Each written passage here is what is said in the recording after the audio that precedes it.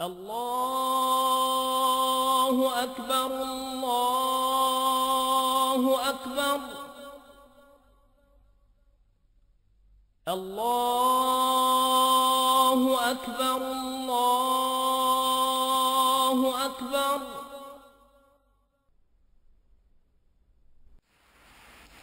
I wish to say finally, as I've said many times before, that this is not a war with Islam. It angers me, as it angers the vast majority of Muslims, to hear bin Laden and his associates described as Islamic terrorists. They are terrorists, pure and simple. Islam is a peaceful and tolerant religion, and the acts of these people are wholly contrary to the teachings of the Quran.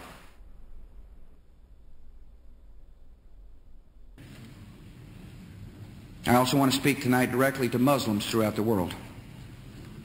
We respect your faith. It's practiced freely by many millions of Americans and by millions more in countries that America counts as friends. Its teachings are good and peaceful, and those who commit evil in the name of Allah blaspheme the name of Allah. The terrorists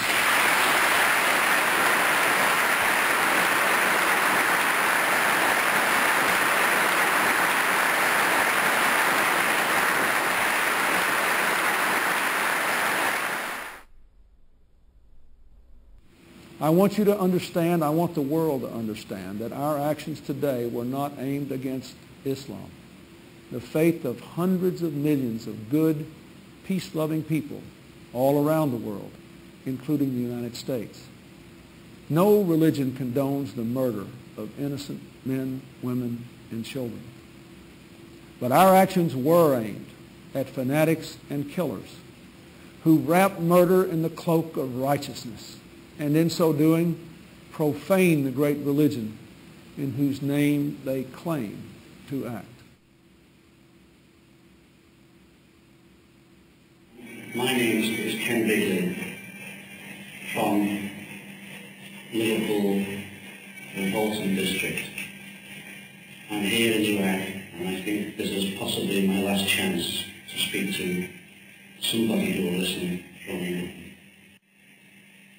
I need you to be compassionate, as you've always said you were, and help me. I don't want to die. حتى نراك طليقة مرتاحة وسنبقى نذبح الكفرة حتى نراك عدت إلى أمك وأبيك أو زوجك وبنيك والله أكبر والعزة لله. الله أكبر.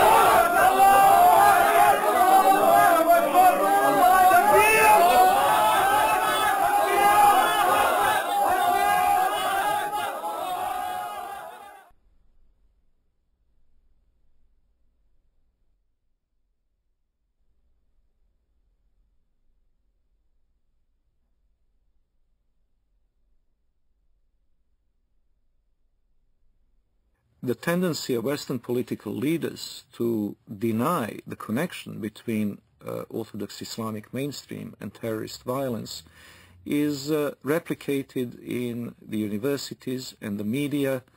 Wherever you look, both in Western Europe and in North America, the members of the elite class have this tendency to proclaim Islam, some mysterious, authentic Islam, to be peaceful and to be tolerant, and those Muslims prone to violence are proclaimed to be non-representative fringe.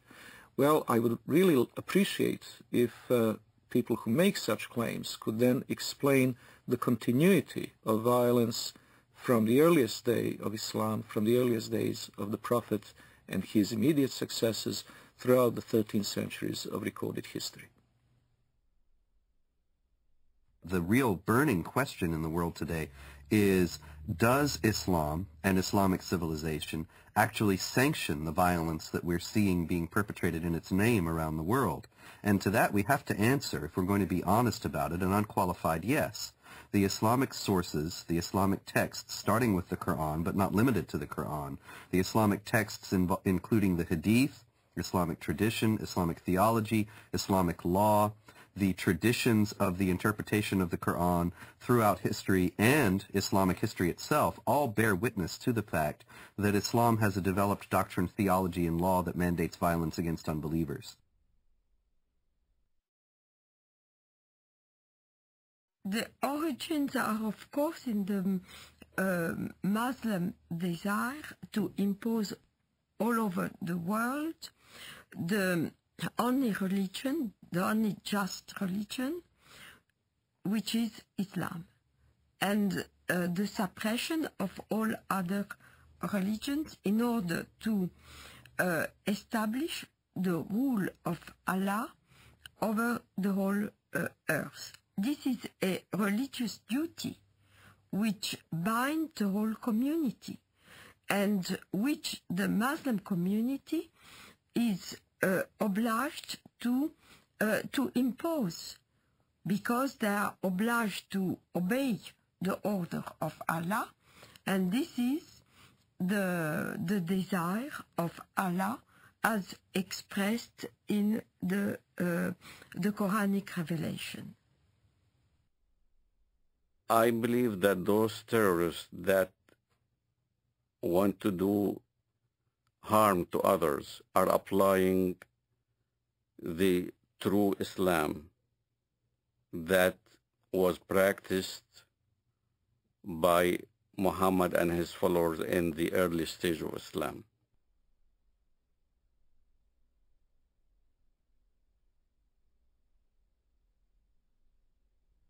In Islamic theology, the Prophet Muhammad is considered al-insan al-kamil, which is the perfect man.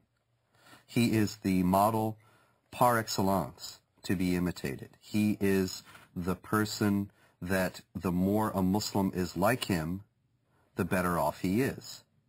So the Prophet Muhammad is revered today in the Islamic world as the primary model of human behavior. Well, when Muhammad, the Prophet of Islam, wiped out all the Jews from Saudi Arabia, there was 3 tribes, Banu Nadir, Banu Qurayza, Banu Qaynuqa. We were proudly studying this in school as Muhammad, the Prophet of Islam, ordered the beheading of the Jews of Banu Qurayza and the women being taken as concubines. As soon as a child had pubic hair, he was beheaded. So the Jewish population was either extradited or beheaded. The story of Rabbi Qanina is a well-known documented story in Islam. Rabbi Qanina was tortured by the order of the Prophet of Islam himself. His eyes were put out. He was burned in order to confess where the Jewish tribes were hiding their goods, their gold and their silver and all those kind of things. And this is right from the Hadith. This inspired us as Palestinians, inspired us on fighting jihad against the Jews in Palestine. Authoritative Islamic History, The Life of Muhammad, Sirat Rasulullah, by Muhammad bin Ishaq, edited by Abdul Malik bin Hisham, translated by Professor Alfred Guillaume. Then the Qurayza tribe surrendered, and the apostle confined them in Medina. Then the apostle went out to the market of Medina and dug trenches in it. Then he sent for them and struck off their heads in those trenches as they were brought out to him in batches. There were 600 or 700 in all, though some put the figure as high as 800 or 900.